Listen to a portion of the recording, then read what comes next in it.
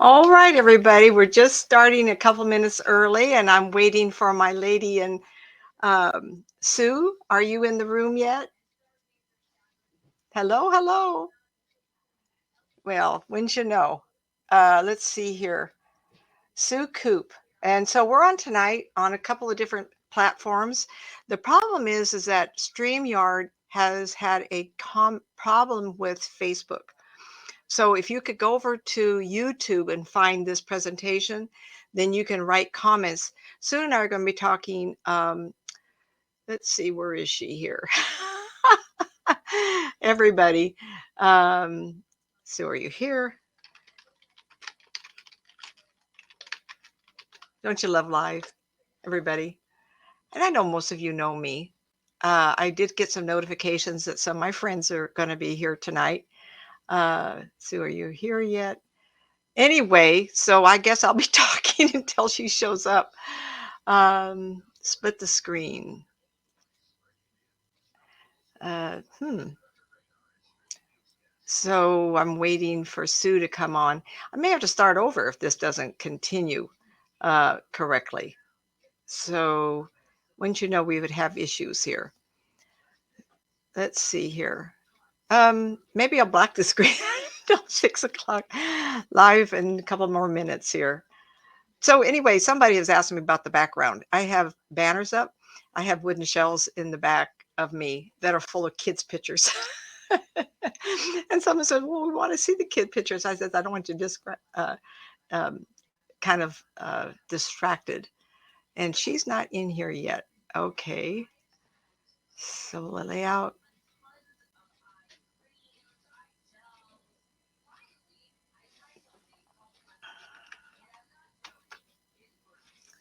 Well, she's not here yet. Okay, kids. Group layout. Well, I can talk for a few minutes. She and I are going to do something tonight about ghost. And we were going to talk about synchronicity. So synchronicity is something that happens to all of us, but we don't pay attention. And then when you pay attention, you go to a place that's saying, "Ooh, that was strange. I wonder why those pieces came together like this and this end result happened." So Sue Coop has a very interesting story. I met her husband. Um, Seems like I'm not lined up yet. Seems like her husband had been coming to me for a while and he went through a divorce. And I kept telling him about this wonderful woman he was going to meet. I didn't know her name, but I described her. And I thought it was kind of crazy that as time went on, I got to know more and more. And he unfortunately passed away. And then she came to a place where she said, "I need to tell you some stories about him, that he had been hit by lightning and the health issues." And then she started sharing with me, "Hello, I am here. How do I click on you to come into chat room?" Uh,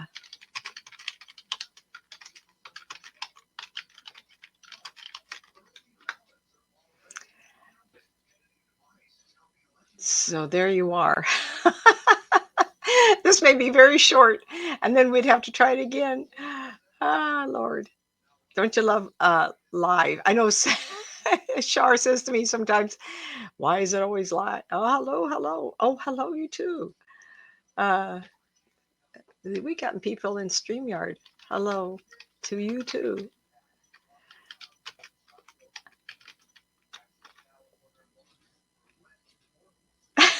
Everything is double. Okay. Sue, if you can hear me, tell me how to bring you in because you should have come right in. Um, Invite. Nope, that's not it. So, everybody, it's happening. This is so embarrassing. For you who don't know me, I do have a website, nancymatz.com. I was born with this condition, found out what it was as years went through. In 84, predicted a murder. And it was to a friend of mine. We lived in, I worked out of Auburn Faith Hospital. And what happened was I was in the office and I was talking to her and I tried to leave. It wouldn't work. I couldn't leave. And so anyway, this is not working, everybody. Sue, if you're trying to figure out, and I got a note to Shar also. No, she's not answering. So I'm going to give it a couple more minutes. Anyway, in 1984, predicted a murder. I was talking to my friend, and I said to her, unfortunately, it's going to be a death in your family, and you're going to have to handle the paperwork, but don't dismay because everything is the way it's supposed to be. And that night, there was a murder in her family. And this was in 84. In 87, I came down with I diagnosed with cancer, stage 3 plus. And after that, I realized how important life was. And I got divorced. And then a year and a half later, the doc said, I think you're going to live.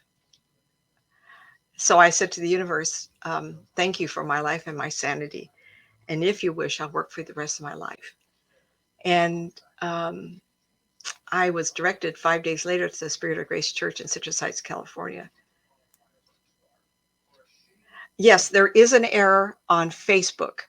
Um, and Sue says, keep talking. There, just today, Streamlabs having a problem with Facebook. And I didn't do the research, but someone I know who does a lot of StreamYard and is connected to Facebook, YouTube, and other places, several, in fact. She sent me a little note and said, unfortunately, Sue, I see your question. Is this going to be just me tonight? How come? Is StreamYard having more problems and they're not telling everybody? So this is a one-time only issue with StreamYard. So Sue's writing a note in here. What are ghosts? I love the idea that we survive. I come from a background that did not believe in this. So when I got cancer, I thought that was the end of everything. And it prompted me to want to get a divorce. I think I know what's wrong, everybody. The desk, I moved it up. I need to move it down or move my seat up. Hold on. Oh. um, People ask me, what's the difference between a ghost and a spirit? When you pass away, your spirit does leave your body. A ghost is a person that, as they leave their body, they either become afraid, they don't want to join the people that are there because they can't believe they're dead. A ghost could be somebody who says, I'm afraid to go on because if I do, I'm going to end up in hell. There's all kinds of variations. There was a movie out recently, Ghost, The Ghost, and it's about a gentleman who's in love with a woman. Then they're living together, and he goes out and unfortunately gets in a car wreck or something, and he dies. But he gets back to the house, and unbeknownst to him, it's been a while, and she moves out, and the man, he's a brother of another movie star. His first name is Casey, I think. He actually won an award for the role, in which he just stands in this house and talks. And he's covered with a sheet with two eyes cut out. And the realization that he couldn't go on without seeing his wife and be with her. And generations later, the house is emptied out completely. And he stands there wondering, why is he still there? And the minute he comes to the realization that he doesn't have to be in there anymore, then he passes over. And I've told people that people who are ghosts, eventually they wake up. They either wake, this is the definition I have to stay with. They either go, wonder why I'm here. And they wake up and say, well, I don't want to be here anymore. Or they become insane. And unfortunately, I've seen that happen. In the last, I would say 8 years, I saw a gentleman pass over. He was in the national news. I have to be careful. Oh, hi, Nikki. Um, he passed over. And he desperately tried to get back in his body. And then he went to this wife. And this gentleman was telling me what this gentleman went through. He said he went to the funeral, and he is very perceptive. And he could hear the man yell as he paced in front of his own coffin, I'm not dead, I'm not dead. And he witnessed his wife getting married again. And then I was finding him hiding out in the house that she shared with her new husband. Oh, I watched you on Leak Project a few times. Hi, SUM1. Nice meeting you. I love people. They give me such wonderful stories, and I learn so much. Anyway, let me finish this real quick. So the TV series called The Munsters, remember that? And there was a guy named Lurch. And I was so upset because I wouldn't be able to deal with this person because he's in another state. And I can't get ghost investigators to go to these people's homes. It wouldn't be appropriate. And I saw this man move into the house with the husband and the new husband. And he slipped into the closet and he stood there and he was quiet and he just put his head forward and he would drift out of the closet into the hallway and go back in. He'd gone insane, but a quiet insane. And then there's people, insane asylums, who are already people who are mixed up and they become spirit people. And for some reason, they stay that way for a while. They get to wake up and go on, or they become more insane because they can't get people's attention. Spirit people have said to me they don't want to be forgotten. Maybe a person that's not grounded can't get your attention, and then they go to a place of tormenting you to pay attention to them. Can you imagine 100, 200, 300 years of someone not getting attention? How disruptive could they be? And what do you say to somebody that has somebody in their home and a child moves into that part of the house? A lot of stories, a lot of stories. People want to call them demons. I do have a Catholic background. I've never, in my 32 years of doing this, I've never been approached or seen a demon. Then someone said to me once, well, you are a minister, spiritualist minister, you are in this. Maybe no one approaches you. And I says, well, that's so. Maybe so. I'm not going to say that can't happen. But what I might say is I had this told me, maybe I have a bright light. People who are what we call lost souls, that's a whole new category, a totally different story. Those are lost souls are killed in action, battlefields, terrible accidents, not always, just once in a while. And they don't choose to look at the person. I've told the story of lost souls, and let's go over to lost souls. A lost soul, and I did this for a while, and it's not like I didn't want to continue doing it. And there is a woman who does lost souls as in the sleep mode. And I forgot what her name is, on the fringe, something like that, where she goes into sleep mode and rescues lost souls. So this is one example. There was two young men, and I would say early 1800s, and they lived in what we call the Louisiana swamp look. And they had carved out a trunk of a tree, and it was looked really good. It did a good job. To me, it was like, wow, what a good job, right? And I didn't even know that they did that. And they were what we call the alligator hunters. And they were just teenagers. And they would get the alligator, they'd skin it, and then resell the skins, I guess, And that's how they made their money. Well, they were clearly in their teens. And the one that was lost was what we call the older of the two, the bigger of the two. And I says, what are you, he came around, he was going in circles in front of me. And I was sitting there kind of blindsided. I go, oh my God, what is this? I am always in surprise. And this man said, I saw your light and I wanted to see who you are. I want some help. I says, okay, what happened? And he says, I remember this. And I said, what did you remember? And he says, my brother, who was younger, I can't remember the age because it's been almost 25, 30 years. And he said, we got an alligator, and he bent over the edge of the boat to put a better lasso on it. And when he did, the alligator pulled him into the water. Can you imagine a 12, 13, 14-year-old boy getting pulled into the water? Well, the bigger brother jumped in after him to rescue him. And the next moment, he saw himself in that same rowboat going around circles looking for the brother. So you know what happened? Both of them died. And I said, do you have any idea how long you've been circling around in your canoe? And he tilted his head and he was thinking about it. He says, I don't know. I says, well, where's the sun? Where was the sun? He says, oh, we went out early in the morning. And I says, how long you been doing this? He says, I've been paddling for a long time. I says, if it was morning, has the sun gone up any? And he looked up and he says, no. I says, I think your brother would be waiting for you if you said to yourself, I'm stuck, I'm lost, and I don't need to be here. I don't need to be here anymore. And, I can't tell people what to do. I can only give thoughts. I said, would you think about it? How long you've been doing this? And do you think your mom and dad would be worried about you? Oh, yeah, yeah. He was very logical, very smart young man. And in some ways, I don't remember all the conversation, but I remember him disappearing. I was looking at him in this big wood boat. He was paddling with wood paddle. And he was just in shock, just paddle, paddle, paddle. And he saw me and he slowed down to talk to me. And I thought, well, if they're so lost, how is he talking to me? And I brought that up. I said, how are you talking to me? He says, I saw your light. And I says, why would I be in the swamp with a light? And I could see him tilt his head and he was thinking about it. And I says, I don't think you survived falling in the water. Oh, did I fall in the water? I said, you went after your brother. He fell in the water.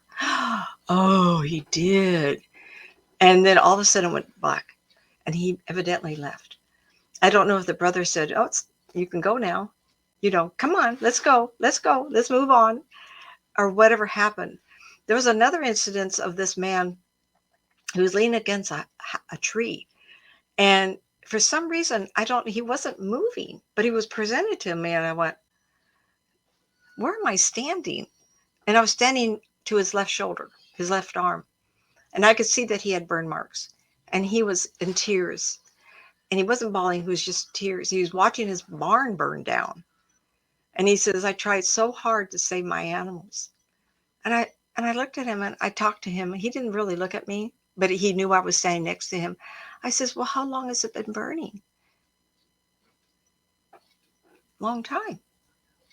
And how long have you been sitting here? He says, I tried to save the horses. I ran out when I got burnt. I couldn't save them. I says, how long has it been? And where's your family? How come they're not here? If they can't go in the barn, why aren't they tending to you? And he had no answer. I don't know where they were. If it was the middle of the night, you'd think they'd wake up. Were they in town? It was dusk. It was getting dark. So the flames of the barn were huge. I made him think about that. I says, as bad as you're burned, why haven't you died? And how long have you been sitting here in this semi-dark? He had no answer. And I says, I don't think you survived. I think you've been sitting here because you're worried about your animals and they're all over on the other side. And then as I'm picking it up again, I says, I want you to look around and see if you see your mom. Clearly a grandmother figure to him now, because he didn't look, but he looked middle-aged. And he says, oh, I think my mother's here. I said, would you pay attention to her and just kind of look toward her direction? And because she was to his right, but out of sight to me. And I thought, is this easy? Is this hard? Why am I seeing them? Well, it was early in the 32 years. I think it was in the early 90s. And anytime you want to get into this environment, we get so excited. I'd always been this way. And some things I've participated in and was able to do readings and things, I just took it as women, as my first son was, it's women's intuition. Well, kind of, sort of.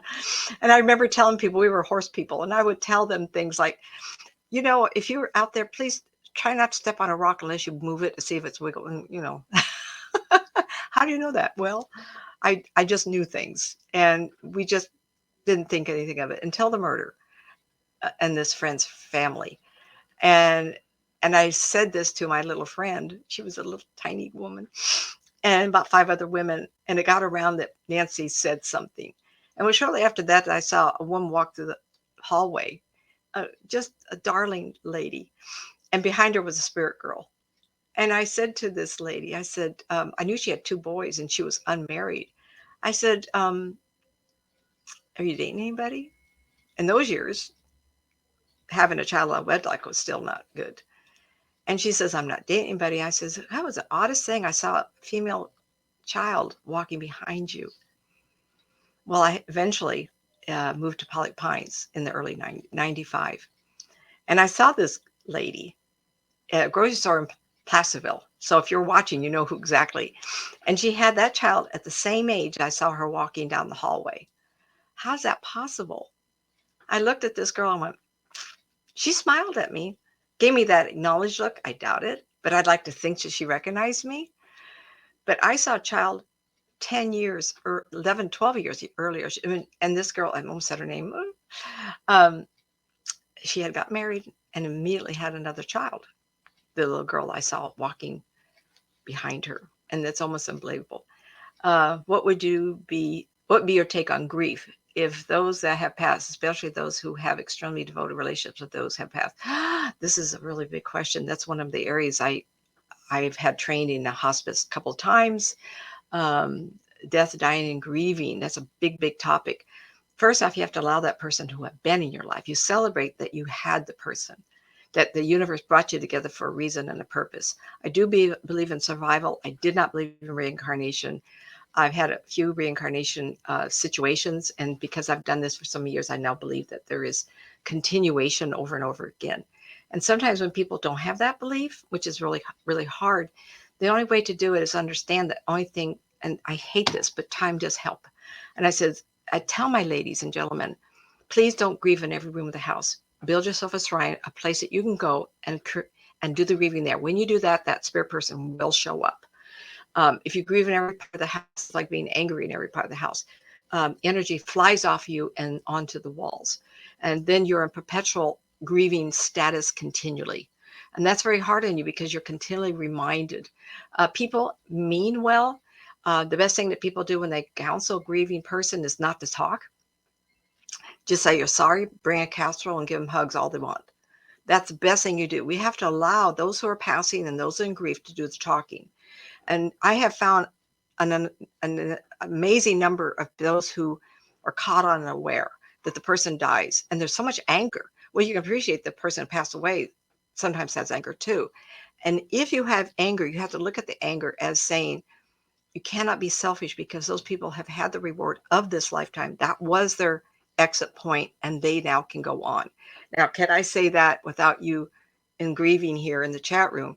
Can I say that lightly? Absolutely not. My father was killed by a drunk driver when I was 6 years old. He was only 33.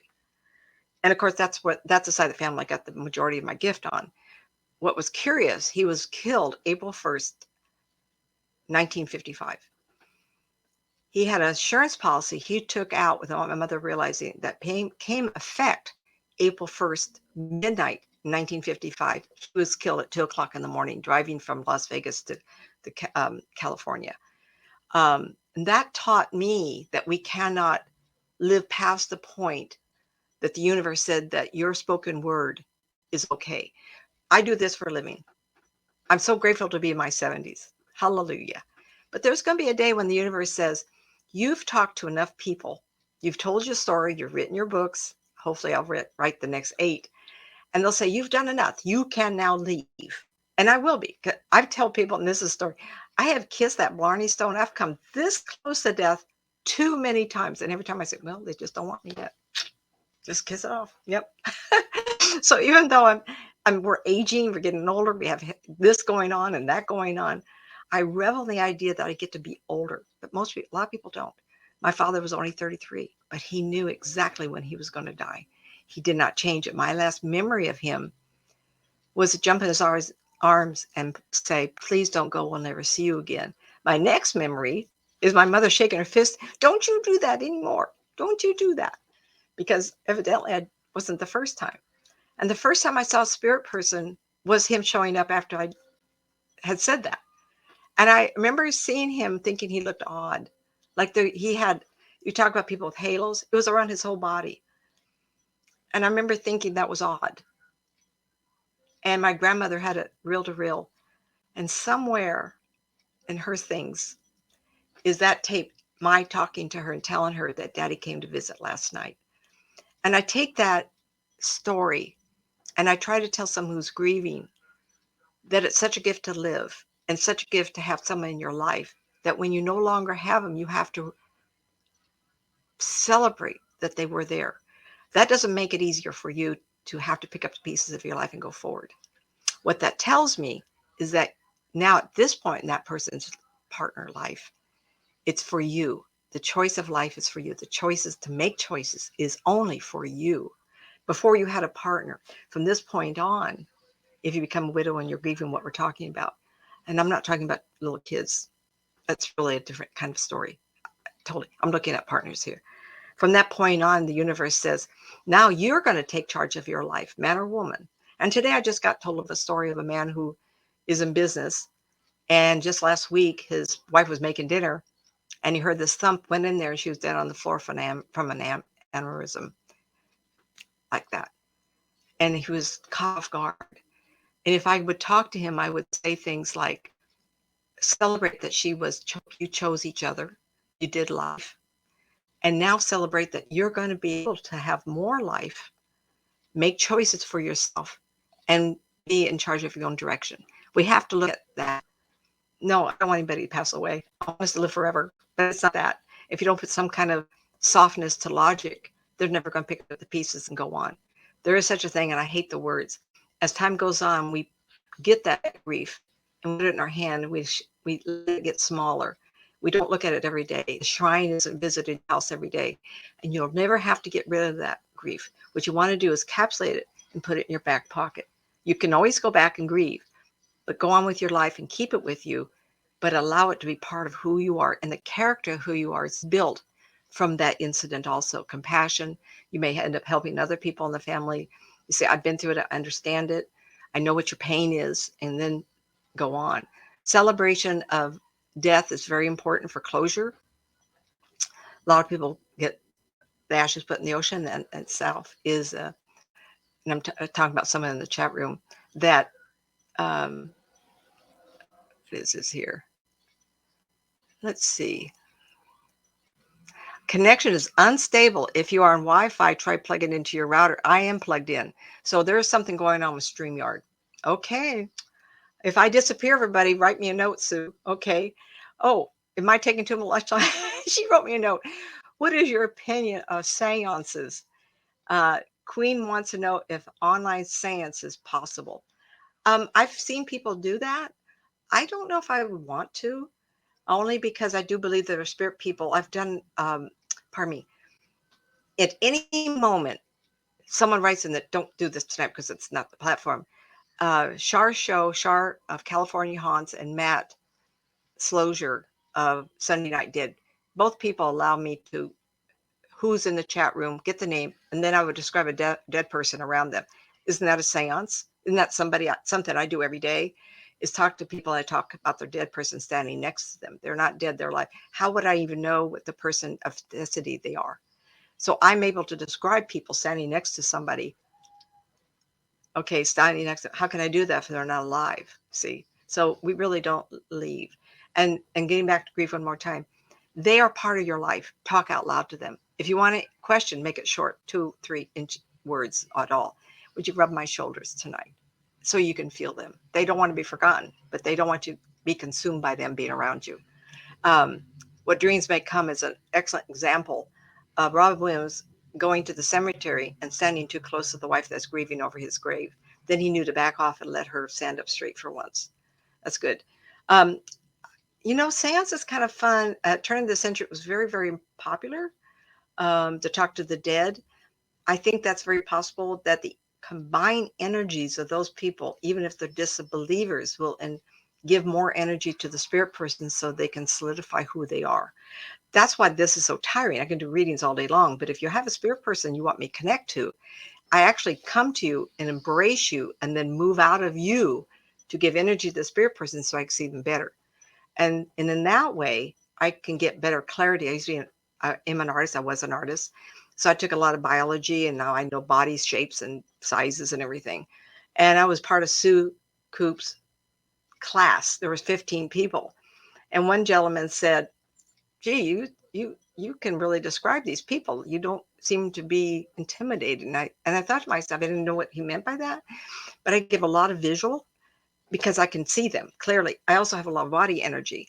So in that instance, is that a seance? Is seance a theatrical presentation? I think that people like the atmosphere of a seance. They like the mystique of it. Who can come through? Is there going to be any ectoplasm release so the person can be seen easier?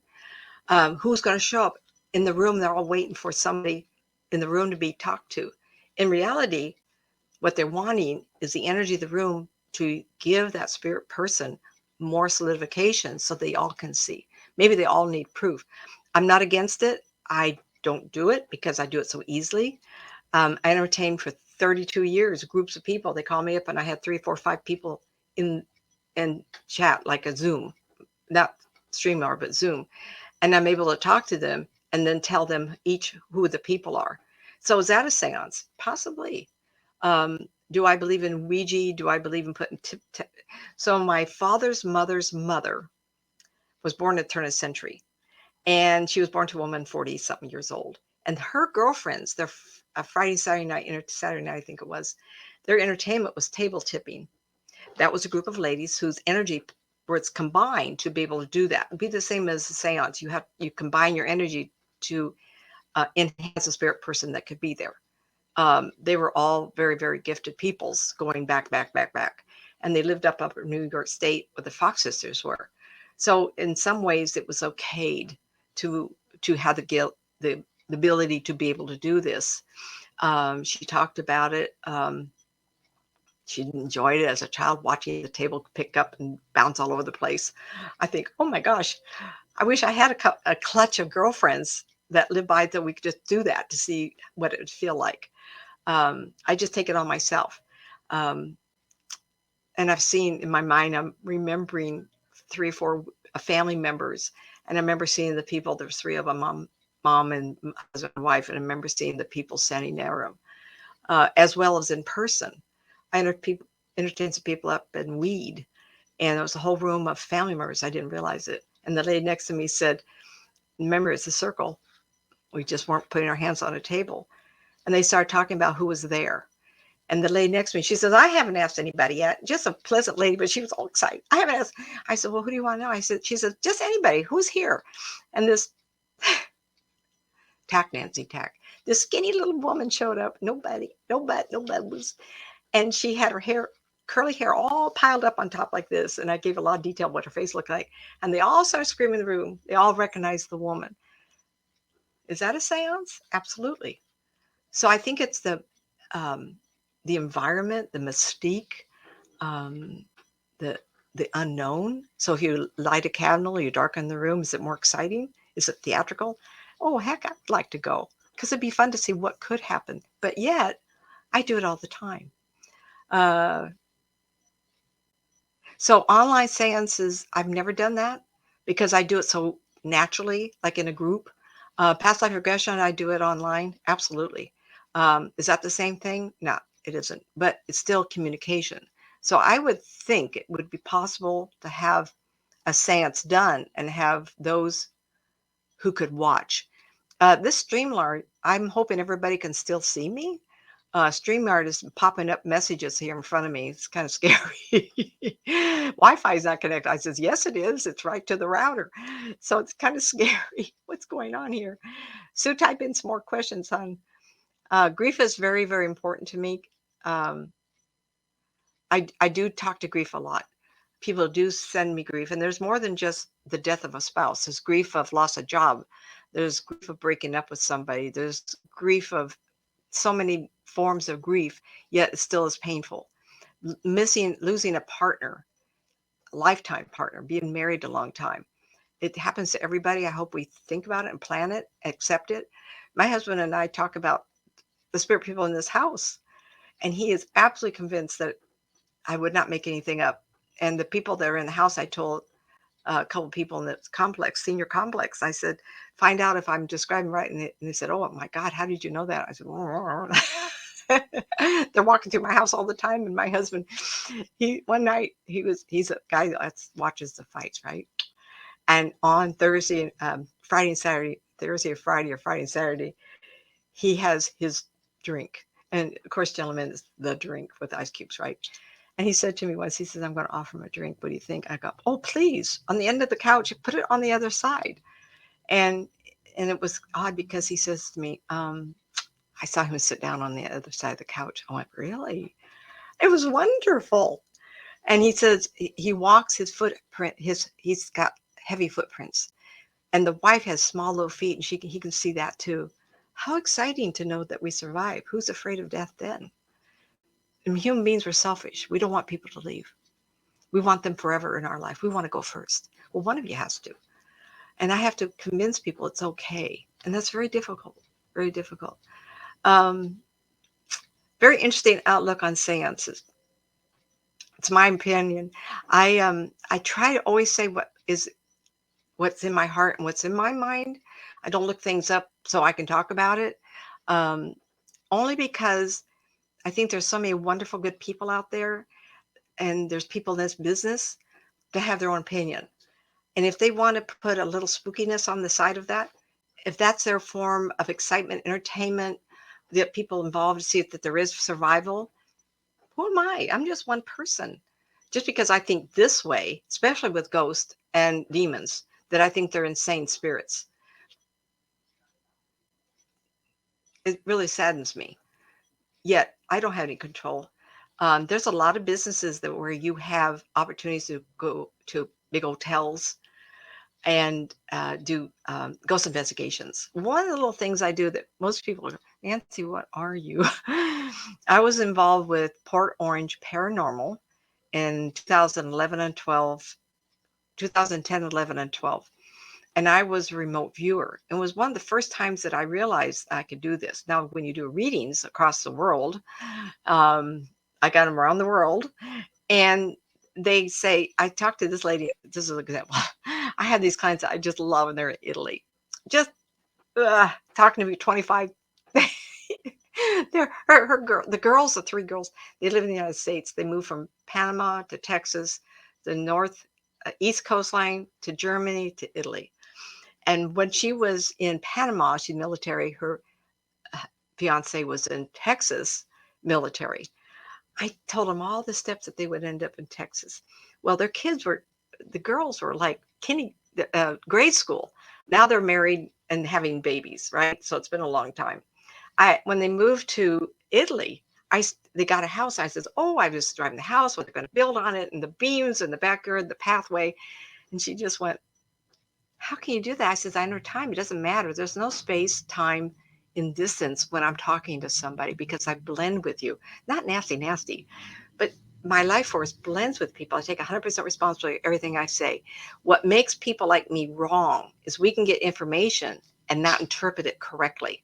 What makes me do this and feel confident I'm saying it right? I have an engineering background where precision is important. I'm an artist where I was painting and drawing, and you have to be able to see clearly and put it to make it match. For some reason, my brain is that way. Left brain, right brain. Well, I don't match. I am who I am. I can't help it, right? So I've learned to interpret a little sharper. I also, when I blend with somebody, people have taught me about this forever. The brain is so interesting. Here I talk about things like techno and brain that I believe they're going to discover. Our brain is full of switches that access time. I want you everybody to think back to 5 years old, 6 years old. What was the most important thing that happened to you? First day of school? Do you remember that clearly? Absolutely. You know how you do that? You're actually in that day. You think about kidding. I remember my first day of school. I don't remember being there. I remember walking out to the fence and my mother wasn't there. I'm standing there. I was a very tiny little thing. Long story, I had tonsil problems. So I was a little tiny waif of, you wouldn't know by now, I'm a bigger girl, but taller. But I was waiting by the fence. And that was a marker for me. So when I think of that, I can actually put myself in that spot. I can actually stand there and I can hold on to how I felt. You know how? Because our brain is actually multidimensional quantum physics type of stuff. And the other thing people say, oh no, all memories are in the brain. How can I access a photograph that you were in when you were a teenager and your grandpa's standing next to you and I can talk to you about your grandpa? How do I get into grandpa's brain? You think of it, I go back to that moment to where you're standing there looking at your grandfather. I go in that time from you, I move and blend with grandpa. And I know what grandpa was thinking and how he felt really with his wife, right? Or his projects or wishes, wants, hopes, and desires. Yes, I can do that. Kind of spooky. The next thing that happens is I like past life regression work. Oh, fun, fun, fun. But I do it spontaneously also. I would say for every, someone said, how many past lives in person have you done? Probably somewhere up to 50 because it's so easy for me.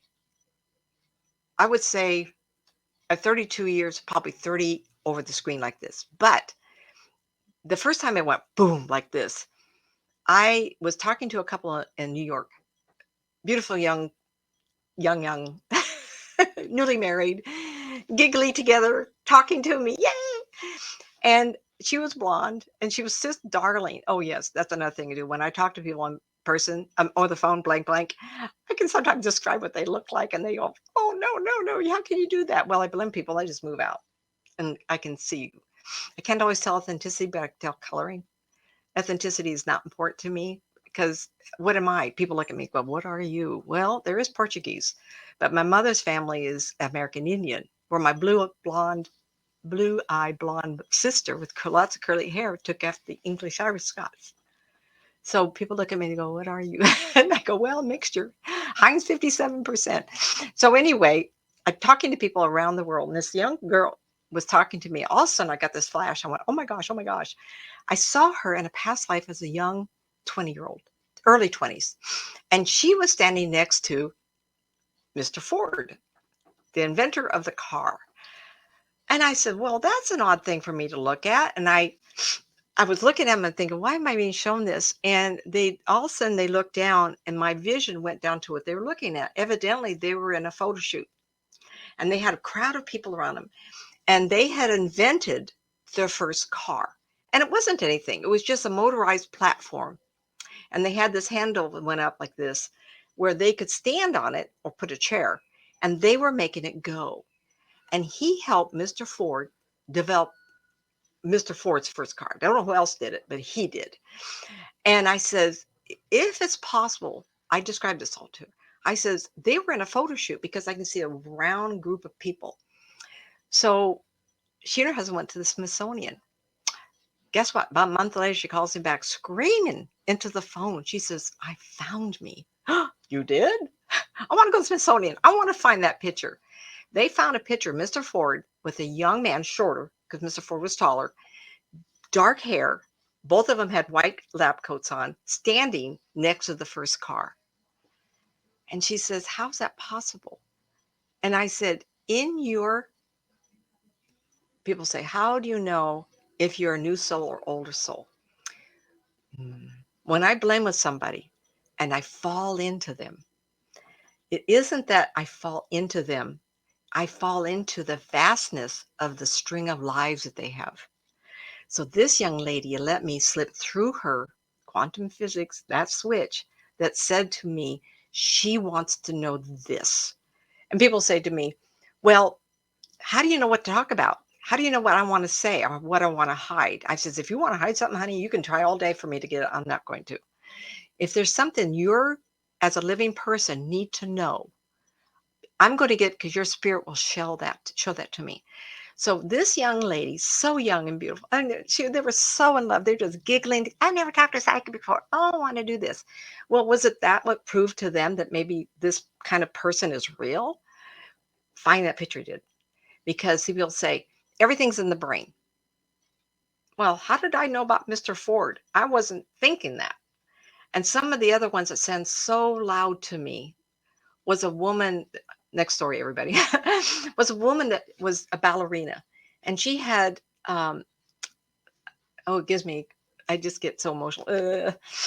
I saw this, what she would call an older woman, and she was twirling and twirling, and she was a ballerina, and she was in this grand hall with pillars, and the people were standing on the other side of the pillars.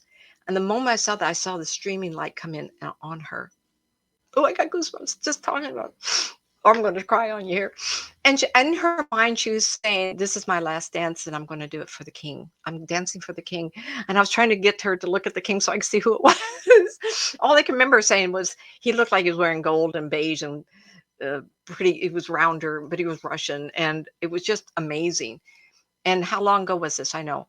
And I shared this with this 17-year-old girl. She starts screaming, screaming. And I go, everybody, I'm going to be really wrong. I'm going to be really right. Oh my God, Mom, come here. I want to tell you something. She was yelling.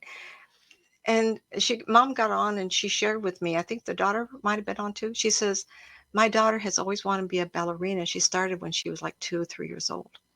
The girl wants to be a professional ballerina. And I says, I wonder why this life had to be shown to you. That you had a level of grandeur, that you entertained the king of Russia. Oops, goosebumps, everybody. Oh, okay. So I see the note. Uh,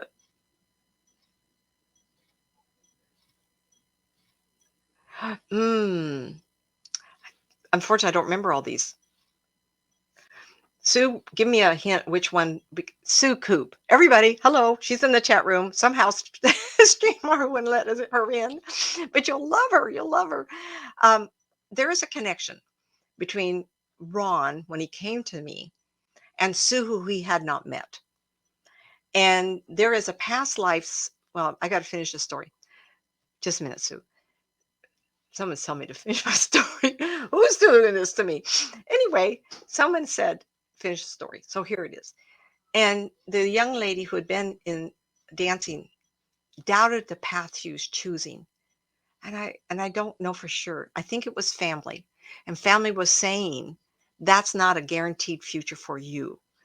And I only thing I could tell is that she was feel like she was very slim, um, and that she had been a ballerina. But I'm not going to put it on the mom. I'm not going to put on why, because she may. You kids, anybody I talk to, please touch base. I want to know how this affected your life. Really, really, really. I would never meet this girl. She would live somewhere else. Cat, everybody. But she thanked me. The girl did. She says, you made me feel like it's okay to go forward. Cat. It's a big black one. And the problem is it jump on top. So just a minute, please. And I want to talk about the other one. The other gal was in her early 20s, and she was into fashion, and she was in New York, somewhere high, and just working her life to death. And she was also questioning her future choices. And I was talking to her, all of a sudden I saw, and please, anybody knows me, I'm not into fashion. Oh, I do have a Halloween shirt on, everybody, from the cemetery tours I did in Sacramento. Anyway, so write a note of which past life you're talking about because I'm blank at the moment. Anyway, at that moment, I'm not into fashion, high-end fashion. I'm not into people who do the designing. I own no expensive purse. For heaven's sakes, I was to ride horses and be a runner. The best thing I can do is tell you what kind of running shoes I own, right? So anyway, I saw this woman, and if you're part of this lady's family, know that she's come back. And I described it a little. I'm 5'4", so this lady was taller than I am, and she called herself a willow branch, and she wore long black sleeve, sheath kind of dresses, and she had black dark hair. Dark hair. Was it black or dark brown? And she showed me walking, and I was so impressed. I went, she had, you know, style even wearing black. Well, this young lady said to me, "Oh, it's Coco Chanel." And I says, "Who?" This was about 15 years ago. And I says, "I know that name." And she's, "Oh, she was a big designer." And she says, "Well, how many years ago did she die?" I says, "Really, I have no idea." Spirit people tell me that 25 years is about, people come back the next day. In fact, I've had people talk to me. Grandpa dies in the morning. Their baby in the family is born in the afternoon. Guess who? Grandpa came right back. So I do feel like that's possible. One lady's mother-in-law died, and the spirit people told me that she's going to sleep for 100 years. And that was her last words to my friend Jenny. "I want to sleep 100 years. I'm so tired." So spirit then came in and told me and validated that this was going to happen. So when I told the young lady who wanted to be a fashion designer, I says, 25 years. Guess what? So a week later, the woman calls me back, the girl. So you can then find out, Google Coco Chanel. 25 years later, you'll figure out this girl's birth date. And then you can tell me how many years it's been since I talked to her, right? Uh, she was born 25 years to the year. 25 years.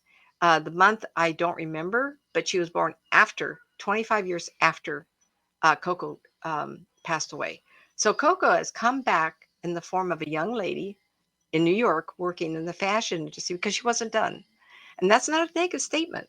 That's an encouragement that if you're in a profession that you love, not always is it good. So one day I was questioning this with a friend. I'm off track. I know it. I know it. I was talking about this to somebody. I says, I have, people don't know this to me. I have such loyalty to the universe, whether you call it blind faith or religion, or I so believe, No one can.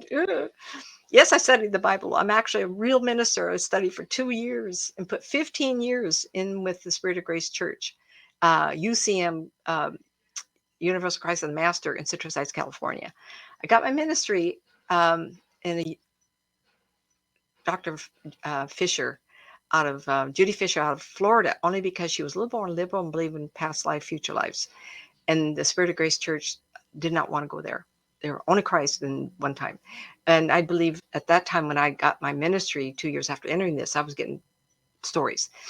And so I was talking about the young girl, the fashion designer. And what that did, she called me up and she said, I told her, I said, Coco Chanel has not finished things. That doesn't mean that you can't in your life enjoy something. So one day I was talking to a friend. I said, I wonder why why I got into this. Clearly it's my destiny because I was a professional. I could have stayed with the telephone company.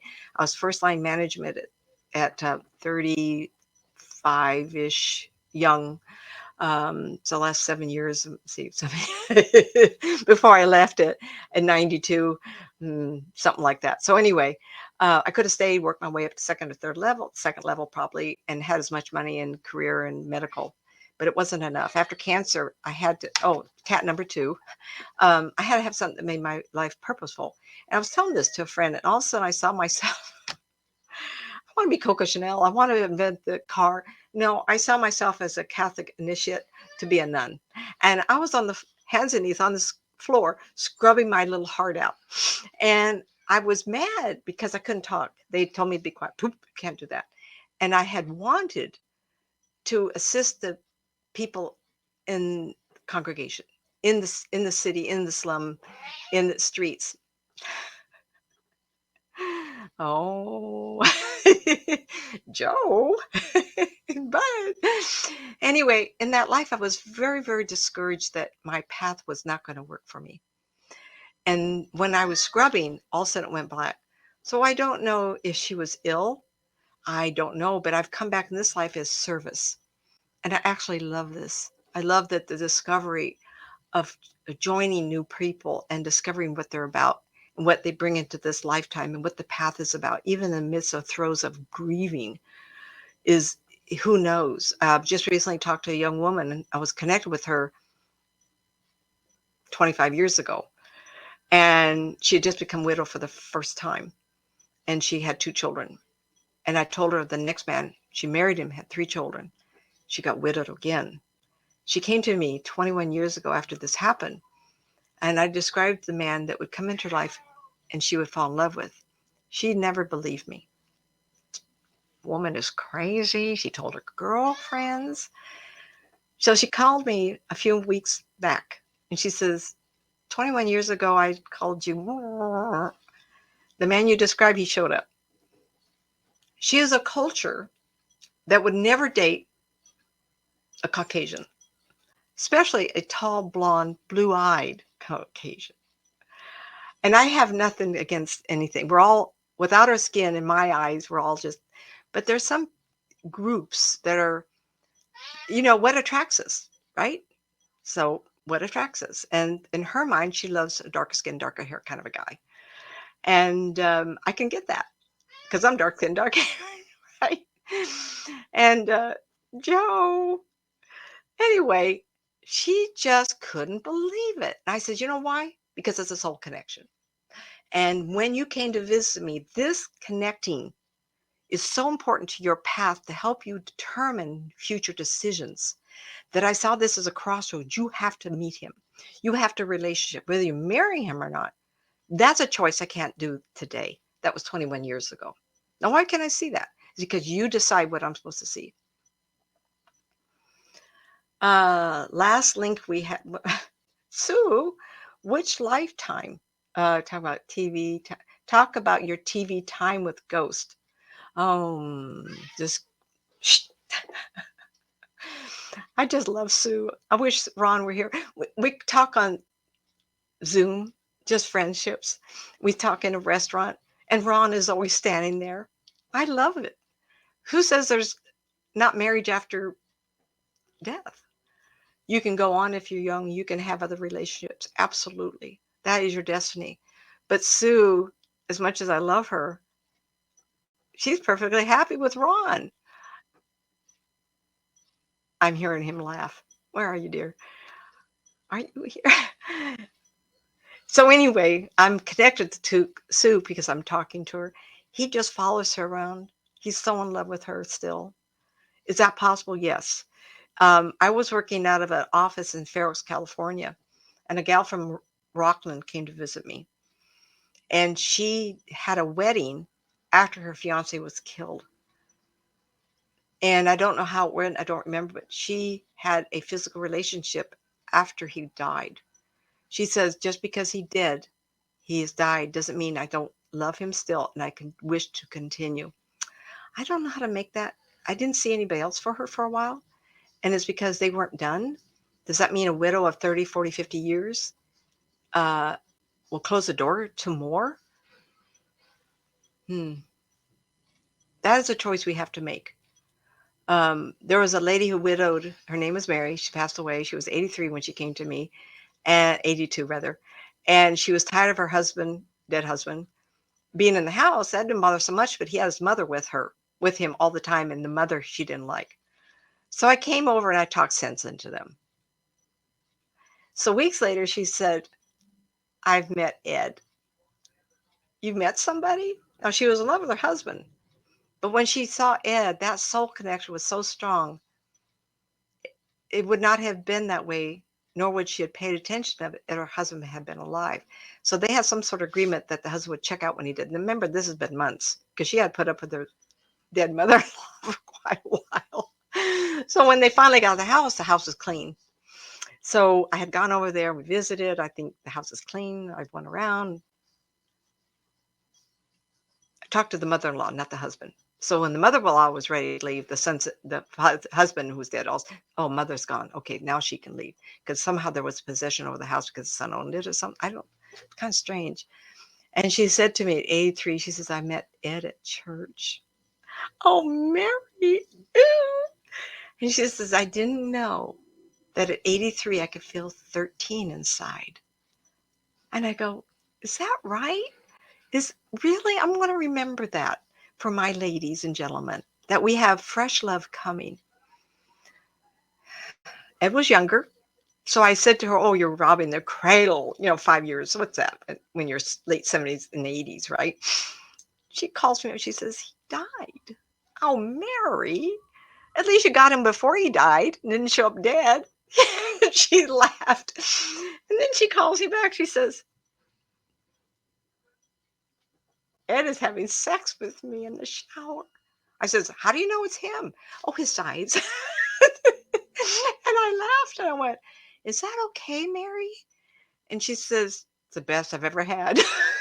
And I went, "Oh, God, how do I explain this to people?" I said to somebody once, I said, "I never make up stories. You know why? Because the truth is funnier." Mary was a laugh. I loved her. I just loved her. And for her to talk to me about, I didn't like my mother-in-law. I want my dead husband gone, but I want her gone too. I walked from the house. I said, "Mother-in-law," whatever her name was. This has been quite a while. Oh, Miss Montgomery, I apologize for not knowing your name. First name, Mikalia. Beautiful name. I'm going to, the last link we had. Oh my goodness, Sue. Give me some more, sweetie. I know you had 20 questions we were going to do live, right? And we were going to answer questions. Anybody have questions for me? I don't know who is in StreamYard that, see, this is the first time I've done this. So everybody, patience with Sue and I. Hopefully next time StreamYard is better because like I said, I'm getting little pop-ups that something's wrong. So at any moment, if I disappear, then we'll know why. Are you having fun with these stories? I'm full of them. Just like I can't hardly believe it. Uh, Flashes of past life, anybody can have them. Do you have to have a belief system first? Better. It's better. Do you believe someone like me when I talk about it? Like I said, I come from a Catholic, married Catholic church, and it was odd because I'd see spirit people walk around in the Catholic church. Kind of, well, one individual for sure that I remember seeing, and it was odd that he was not making fun of us, but he was kind of like doing this. And I remember thinking, "Is that right?" You know. Have I spent the night in a haunted house? Honey, I'm living in one. Oops, sorry. Yes, I have. Yes. Not in a ghost investigation. I have spent hours and hours with Shar of California haunts, though. I've been involved with her as in remote viewing, as I did, and I got off track. Sorry. Port Orange Paranormal with George Lopez. He's on the Paranormal Channel, I think. And I did it 2010, 11, and 12. At that time, Shar and I had hooked up many years earlier at the Sacramento Cemetery. And I think I was involved with ghost investigations with her. So she would do a ghost investigation. George Lopez would do a ghost investigation. And I'd only be online. So I was able to look at the location and see and tell them where to point the camera. And I remember Shar once said to me, I was yelling at her. I said, Shar, one step, put the camera up, take a picture. Their spirit is there. She says, you get me so flustered because you would see these people. I go, why can't you see them? She says, because I'm not you. Why don't you see what the person looks like? Because I could see them and talk to them. The hardest one would be Port Orange Paranormal's group. They had several groups, and they did Allegheny Insane Asylum, and that was for hours and hours because East Coast is 3 hours different. So to them, it was the middle night. I'm California, California time, and I remember being exposed to the idea of spirits going insane. And it did bother me because if I can put my mind to the investigator and if I move up, I can see the person who is insane, at least to tell if they're male or female. Can they have a sense of me? Yeah, right. Another lady friend of mine, Karen, actually told me once, and it was like, two, Karen, you'll have to hear this. Tell me. She said I had picked up a spirit. And what I did, and go back to the investigation of the Salem Asylum, that really disturbed me because those people were crazy. Sorry, of course they were crazy. They were there, but they had done one more step. They went to the point of um, insanity, where someone doing an investigation would feel the sharp edges of their energy flashing or jumping around the room or attacking them because they were so insane and been insane for 50 years or more. You could interpret that as a demon. Absolutely. Absolutely. And I've always said once to somebody that in all these years, 32 years, virtually almost every day, uh, family and friends do talk to me every day, but I don't work every day, but I do work a lot. I've never seen the ugliness of a demon. I've never seen and felt the ugliness of hell. So, what dreams may come, Robin Williams, when he finds his wife at the end of the movie, she had committed suicide. That torment capsulated her in an environment of grays, blacks, and whites. And it was a frozen environment of dismay. So, watching the movie was really good. Up to that point of finding her, it's not what I interpret as hell, stepping on people's heads. It was kind of gross. But anyway, yes, my eyes, but that capsulated look of her in dismay, that is hell. So if anybody reads Dante's Inferno, pretty clever guy. I feel like he had it. The lower level is frozen. You cannot move out of your emotions and your regret and dismay. To me, that's hell, not fire and brimstone. And we created ourselves. Um, oh, Patricia. Sue, thank you very much. Uh, how do you feel about looking at unsolved mysteries? So I can do a couple of those. I was part of the group of Find Me Two out of Arizona when I was there, Arizona. And it was a detective that retired. Um, and I had a friend in Australia, and she was investigating one of the cases that this detective had collected missing people and children and all. And when she told me about the young man, I gave him all the description. I found out where I said where he was or where he had been. A lot of times when people are lost or picked up, people like me will pick up where they were last. It's like trying to find a lost dog.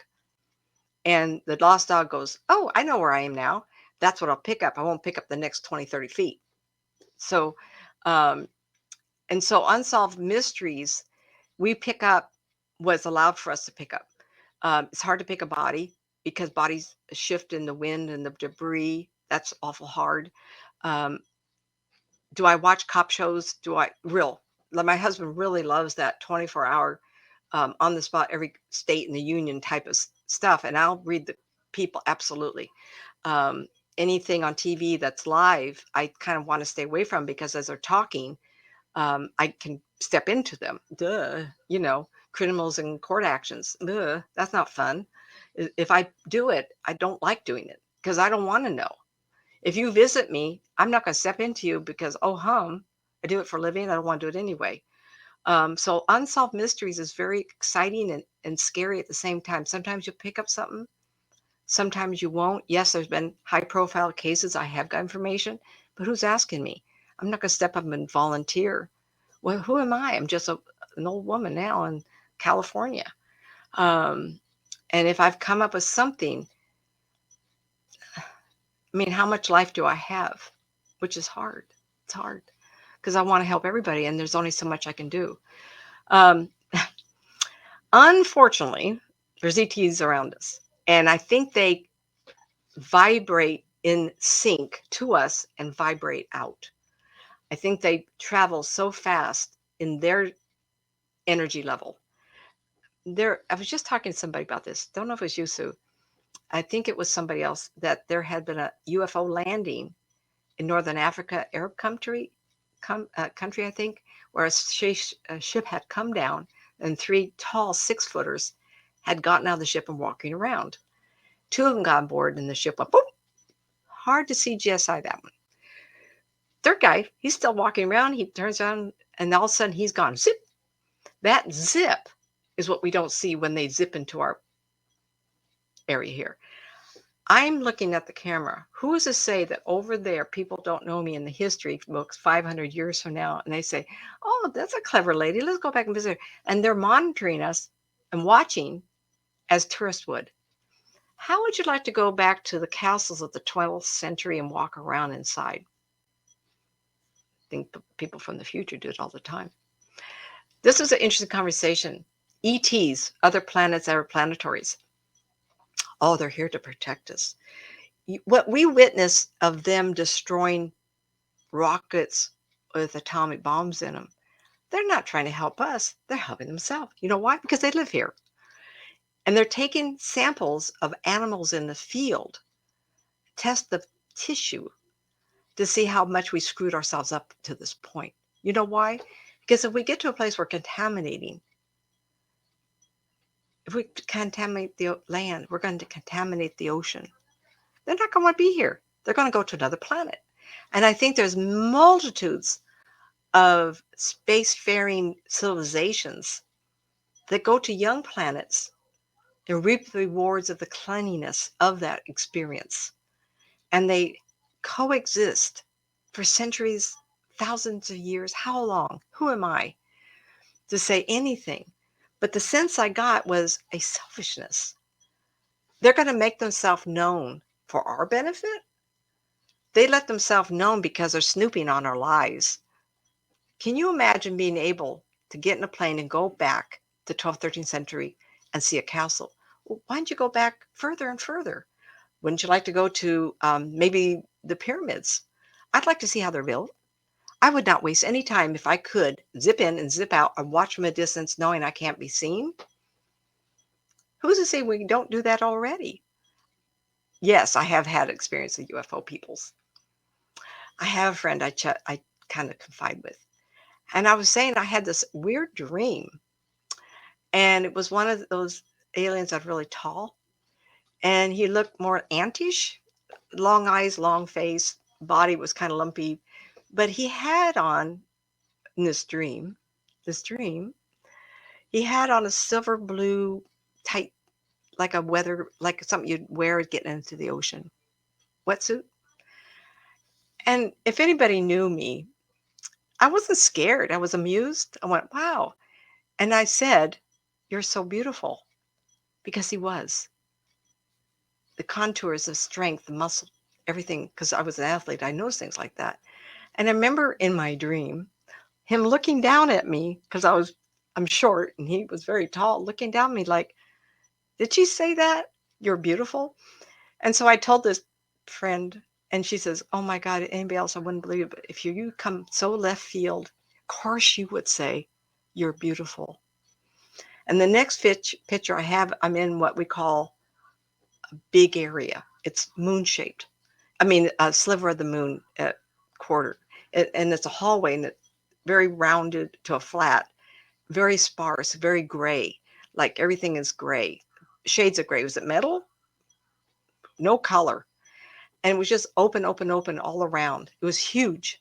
And I thought to myself, this is an odd thing for me to see. And then my friend said, "Are you that clever to design that?" And I go, "Probably not." And she said, "Would you like a past life regression to figure it out?" I says, "Not on your life. If it's a dream, keep it a dream. If it was real, keep it a dream. Maybe I don't want to know. If they want me to know, they'll come back and let me know. Because I don't know if it always serves us to know. Because they're going to do, and they're going to have access to us, whether we design that and want that. Would I want them to do it again? I told another lady just today, we were talking about it. I said, if they pick you up again, you have a health issue you'd like them to work with you on? I would do that. At my age, give me one of those protein drinks or protein shots that give me more energy at this age because I want to do more. Take advantage of it. So put that in your mind if you think you're being abducted. Don't go with fear, because what they're trying to do is determine how healthy our planet is. I don't think it's because they want to help us, or they would have already. What they're doing is destroy what destroys them. Is that wrong? Oh, heck no. We may do that in the future ourselves. Can you imagine having the ability to travel from cosmos to cosmos and find a planet and just be hidden and enjoy living there for a while? ET's among us, disguised or otherwise. Thanks to I saw the feature on YouTube. I do believe they're here. Someone has said they're walking among us all the time. Why not? Why can't they disguise themselves? Don't women wear wigs and makeup? Heck yeah. Don't they want to look 30, 40, 50 years younger? Oh, of course. So who's to say they don't have mechanisms to flesh out a thin body or facial? We would never know. How about hats? Women with scarves around their faces. July 2nd, 1947, there was a UFO crash in Roswell. 4 little gray men were taken. What happened to them? Someone just asked me that recently, Patricia. Really quick, very interesting question. Um, in fact, it was just this week. How interesting you're talking about. Was that Sue? Were you talking to me? I do feel one of them survived and was alive for quite a while. Did they back um, engineer the unit? Absolutely. I do feel like there was quite a bit of damage to it, and I do believe it was real. When I think about it and I see the people on TV doing it, you can get goosebumps, but I get pulled into it and I can see the dirt, the ground being charred from it. So if I see charred like the ground, I remember, excuse me, so you have an investigation, people walking around, right? So then you talk to someone like me that puts them into that place. And the only thing I could see when they walk around was something that happened 50 years earlier. And what I saw was charred ground. And then when someone asked me about survival of one of them, of any of them, I do get that one survived for a while. What did he die of eventually? If I put my mind to it, I almost say the environment. Like maybe he didn't know how to take care of his body, or he didn't get the right nutrients for where he come from, anything like that. But I do feel like they took everything they could to back engineer it. Absolutely. I think that's somebody said that's where we get fiber optics or something. Um, what happened to UFO in Roswell? I actually see it underground. It's buried in a not a bunker but a place. I think there's holding areas and things like that are taken and whisked away. Someone was talking to me once. A gentleman was doing some cross country travel, and I was talking to him about a carved out place in a mountain.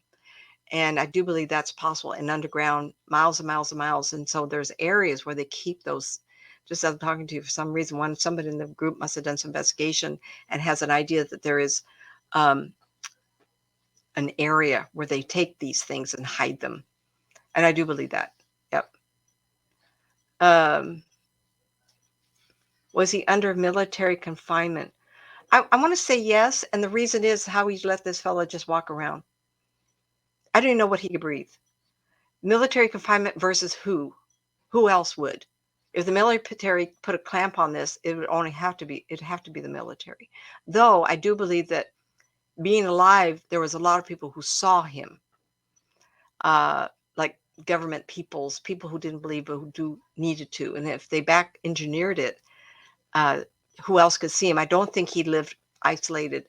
If he was isolated, it was only because he had breathing issues or food issues or something like that. Sue, how long were you wanting me to go tonight? I'm going to look up and see how. I love these questions. Unsolved mysteries, absolutely. And I do like talking about early America, not the gangster only, but people from the past, because I can put my mind to them and have shows on TV, and I say, oh, they think he was like that. Oh no, he was a rascal. So I don't know if I answered this. What would be your take on grief if those that have passed, especially those who have had extremely devoted relationships to those who have passed? The remarkable stories that we hear of seeing them. Absolutely. I think I did approach that. Um, in grief, as in what I do, we expel a lot of energy all the time. And so the more crying and the hysterical everything, you're giving that spirit your life force. And that's why people get so tired from the grieving process. They're giving their life force to either to the universe, the room, all the relatives come over and they leave. Wow, I feel so much better being around that person who's grieving. That's because you stopped up all their life force. The spirit person can do the same thing. And so there's a lot of visions happening because of that kind of thing. And as for the healing, if a person who's in grief can see the image, the whatever the spirit person can generate, that person has to believe there's survival and that you will eventually go to them. Now, I'm not going to say I'm against suicide. I wouldn't do it. It's not my game. I don't know about the kids that killing themselves, but I do believe that if it's not the time that you pick a body and say, okay, that person's leaving by suicide, that's okay. This is a good time to get out. Was 20, 30, 40, 50, 60, 70. But if you're not meant to die at that moment, guess what? You get to live with the results. And how many people have you heard about? I read about this young woman. She had a new face. She blew her face off with a gunshot. They said, oh, she should have died instantly. You know why? Because it was so spontaneous that it was unplanned and it was not her time to leave. I do believe in that. Margot stories that we hear of seeing them, that's actually very true. And there is such a thing as soul connections, soul commitments, that if someone does pass and you're in the throes of grieving, say, this is not the end. I can love them again another lifetime. I can meet them, just like in the movie What Dreams May Come, when he finally connects with the wife. And he has pulled her out of her dismay, out of her grief of the life that she left. And she was successful at killing herself, so it was meant to be that moment. And he talks to her one day as they're in spirit land. And he says, would you like to go back? You want to do this again? And she says, yes. Flash, the next scene is two little kids, boy and a girl, on the deck on the lake. And they have little boats they're playing with. So the movie ends with that love being generated again. They've come together. I really believe that. How many times have some said to you, my husband said this to me, we lived in southern Arizona, and we have a really good connection, friendship. It's almost like it's no work to be together kind of thing. And we were living in Sierra Vista, and I had a opportunity to work on Tombstone, Arizona for a year. Oh, I could do a whole show on that. Oh my God. Wonderful, wonderful. Don't want to go down that road yet. I don't know how much time Sue let me talk. She's commentator here. Um, so we were down there one day, and he had come to Tombstone to see me. And we were walking around. That's one thing we really enjoy, just keeping each other company while we tourist. And he stopped and he went, oh, we've been here before. Yeah, I'm here every day, and I take the walk through town. No, this is more. So we got home, and I says, okay, spill it. What did you get? And he says, I saw us here. I says, you did? He says, yes, we're meant to be here. We're meant to meet and come back here and experience this place at this time. And people say, Tombstone only lasted 10 years. Well, Tombstone only lasted as a town for 10 years because it did burn down and have to be built over. But that area was very long lived before the town was established, the burning down, reestablished, and continued. So there's how many generations of people lived their life or partials. And he says we did. I'm not going to argue. Who am I? We get along really well. So it's a reconnecting, even though it was late in life. We've been married 21 years this May. So even though it was later in life, because we both had marriages, had kids, we were meant to reconnect. Maybe for the fun of it, or just relax as in getting older together. If that's all there is, it's pretty good. And so we get to love again. If you want that passion that can't keep my hands off that person, you recreate it. When you get over it, say, should we do it again? Should we find a loving couple that has that passion? Let's go together. And they recreate it. How fun is that? How fun is that?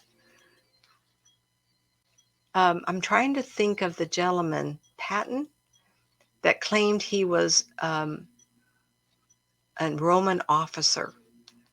And during his campaigns, he would study someone right in who I'm talking about. I know George Patton claimed to be and talked about his reincarnation life in the time of the Roman Empire time of Caesar.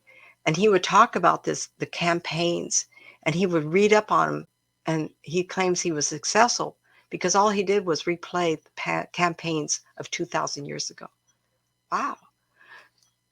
He had flashes of it. He believed it. So he had a life then.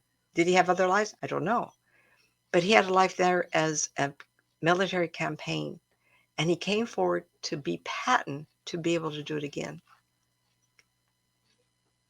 Google that, everybody. Tell me, was it that should have Googled there? Talk about your TV grave time. I did briefly, I entertained Sacramento Cemetery. I'm trying to think 13th of Broadway, 13th and H, 13th and H. It's this old cemetery down there. And I did it for 5 years, starting in 95 to 91.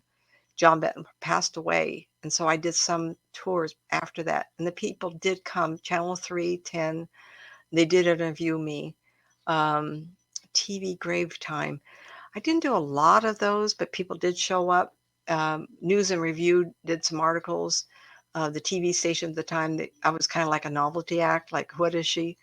And John Betancourt, the first time he took me out there, it was the middle of summer. It was 150 degrees out there. And you're standing there sweating. He says, find a story, find a spirit.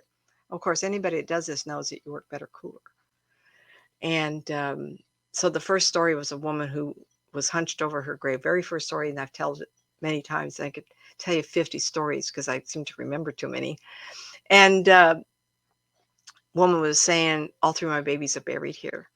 And she had grieved for so long, the hump of her energy was all I could see. Boom, went over to that grave, and 2 babies were listed on that stone. And I says, I never back out what I say. 3. So a week later, we went through and did like 10 more. At the time, that night of the cemetery tour, it was the middle of summer, so about 150 people would show up. At the end of October, 250. It was way fun, guys, way fun. And he says, I didn't believe her. I didn't believe her. And we've had a lot of psychics here, mediums. And he said the cemetery, as you see the street now, went out. The cemetery went across the street into the parcel where the people are building tombstones. I don't know if they're there now still. But they wanted to put a boulevard through here. And I think it was 8th Street. And they moved all the bodies. Her baby, when they moved to the area, the first baby, the infant, was buried in the ground underneath the tomb makers. So when you die, they create not the tomb, but the headstone. They moved the baby, and it was buried with the first of the second and the third. So the second baby died. They took the first baby and moved it. And so John found that there had been 3 infants under that one headstone. Well, we did 5 or 6 each year from 95 to '01. And so a lot of people remember that. And that was on TV quite a few times, and the Hispanic station too. That was fun too. And TV, um, I was on the radio a lot in Sacramento. Armstrong and Getty. I was on once to be the pet psychic, and it was so much fun. They had me back 3 more times. That was so fun. Um, and then KCRA was run by the friend of Rush Limbaugh. Oh, my mind just went blank. Write it in, somebody. Um, anyway, so yeah, I've been on lots of radios and just did all kinds of stuff. I want to go down if it goes around. Come on, everybody, give me, and so let me know if we've talked about. Um, good 1 hour. Okay, looks like we're not getting the underground facilities. Are we talking U.S. military or ET or both? The U.S. military has underground facilities where they're hiding those vehicles that have crashed into the planet. And I see the areas open and watch my eyes off shift, everybody. I see a lot of debris. 47 wasn't the only time, nor the only crash or the only recovery in those states of the United States. Now, we're not talking Japan or Russia, because I'm sure they have the same kind of numbers. Do ETs live here? Absolutely. How many have we seen that the military says, oh no. So NASA today has commissioned 16 individuals to start studying those ETs that can't, space things in the sky, to try to just understand those that we can't identify. Really? How long has it taken now, right? So I just saw that today. I imagine it'll be on coast to coast eventually. So I do see ETs living underground. Yes, absolutely. Then you would say to me, well, what about in the beginning? So they had all these tunnels underground and they call them ant people and all those. I can't address that. I'm talking about the ones that are alive to now and live in the ground, in the oceans. Absolutely. They're from somewhere else. And they're living here because they like our planet, and the water's not contaminated, and we have water, and we have sky. We have blue skies with beautiful white clouds. They live here because they love it. They're not here for us. They're here for them. And if we get in the way, they'll destroy what could kill us. But they're not necessarily going to save us from ourselves or stop us from killing each other. Because what we do by killing each other is we put less stress on the planet. Oh no, really? What will kill the planet is our nuclear, and they will probably stop it. One of them, I saw an article, and I kind of just didn't disagree with it, that the atomic bomb affects every level of our stratosphere and goes further. If our little tiny Lucille Ball show, radio show, the Shadow Knows, can go into outer space forever, what makes you think the vibration of atomic bomb couldn't also? Uh, 7:30. Oh, closing on 90 minutes. I hope you had fun with me tonight. Soon I will be doing more of these things. Go to Nancy Matz Psychic at YouTube and hit subscribers. Sue Coop, you can hit her subscribers. So if you don't see us on one, we see us the other. Psychic Nancy Matz Psychic Medium, Psychic Nancy Matz on Facebook. Hit those so we can get the notifications out.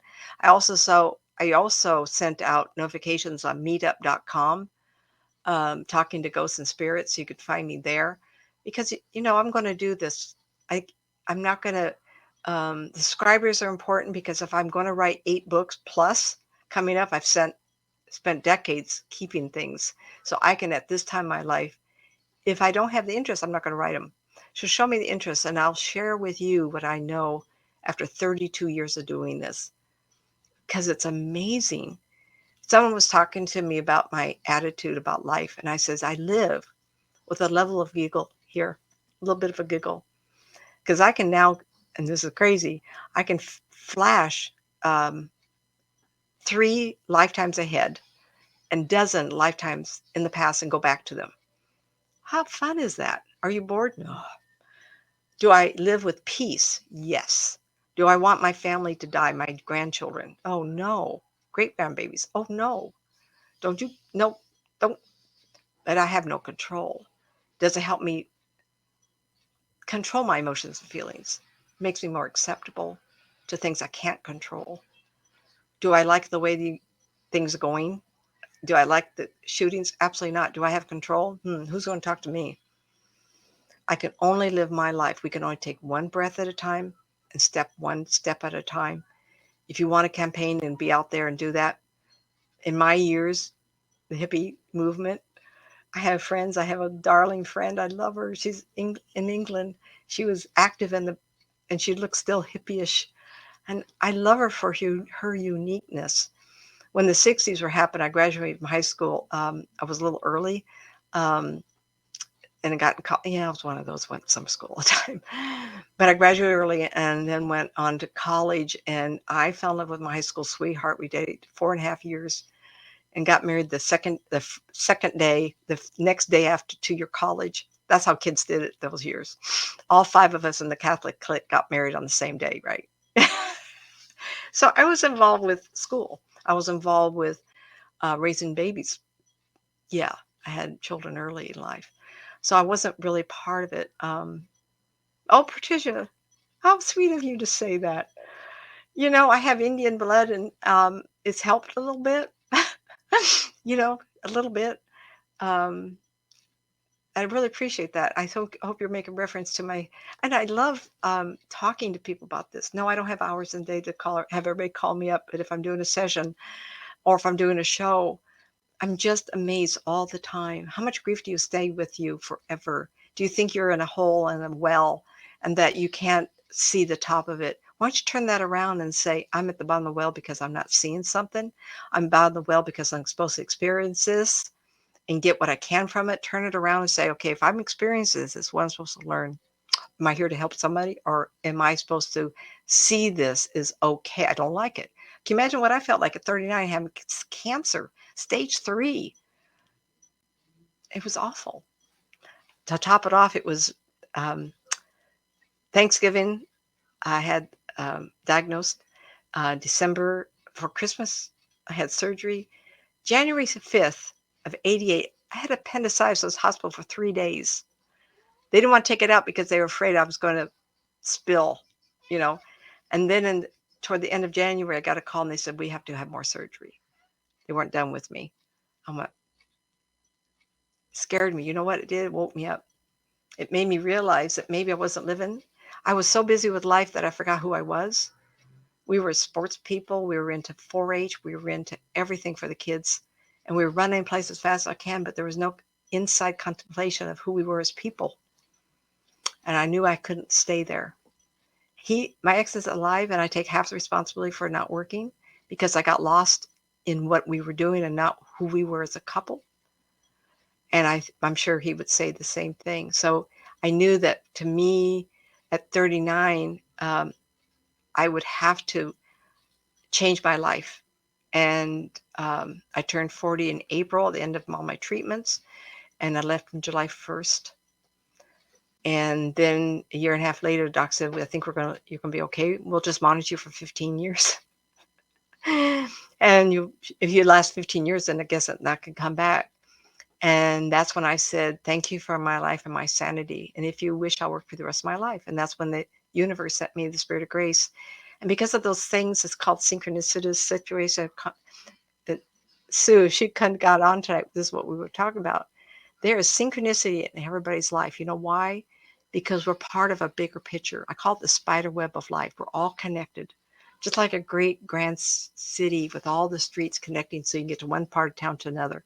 If you play your part right, the people in the next block over who are supposed to play their part, we domino to the ultimate end of the cosmos. There are no mistakes. Synchronicity situation or synchronicity or coincidences are all part of the bigger picture. I know that every time someone says, I was thinking of you and you called me, or you went to the store and you ran into somebody you haven't seen for 10 years. I know someone told me that one. Who says you accidentally met that person? It was meant to be. Synchronicitous energy. We're always connected. We make things happen. Okay, Sue, we did go 90 minutes. I don't see any more questions. did have fun with you. And I'm sorry that Sue wasn't on. You'll love her. She and I just laugh at each other all the time. It's wonderful. We will do more predictions. She was lovely to put in as what about Tesla? Mm, I think he was a visionary that had high level psychic ability. A secret. I'm always inventing. Yeah. My ex-husband was into biology. So one child was into biology. I have an engineering brain, though I'm an artist, so it worked out good. My specialty was manholes and conduit. In the years I was doing that was the big deal. So my son became a space engineer. So I'm always inventing. Am I inventing or I am tapping into future inventions? So I've been seeing solar forever, ever. And I saw solar as a pull down like a shade, lightweight, easy to maneuver. This year, this couple last months, they now have created advertising solar that's pliable, better than they had before because it ripped and tore. Now they have it, they can get it in a roll. The next step is to put on house, but yet we have glass that is absorbing like solar. So they're going to create ways for us to have it movable. You don't have to spend bazillion dollars one house. You just take it from house to house. It's not going to be sheets. It's going to be in a roll. So I call my son up and says, I've invented something else. And he says, Mother, write it down. Because what I might be tapping into is future. Tesla did that. I think he was a visionary. Like, oh my gosh, the fellow from the past that had the Michelangelo, all his drawings of the helicopter and the submarine. He was a visionary. Was he visionary or did he tap into future? Absolutely future. Okay, great show. Say goodnight, everybody. This is good night. This is good night. And we'll be back in 2 weeks. All right, everybody. Bye bye.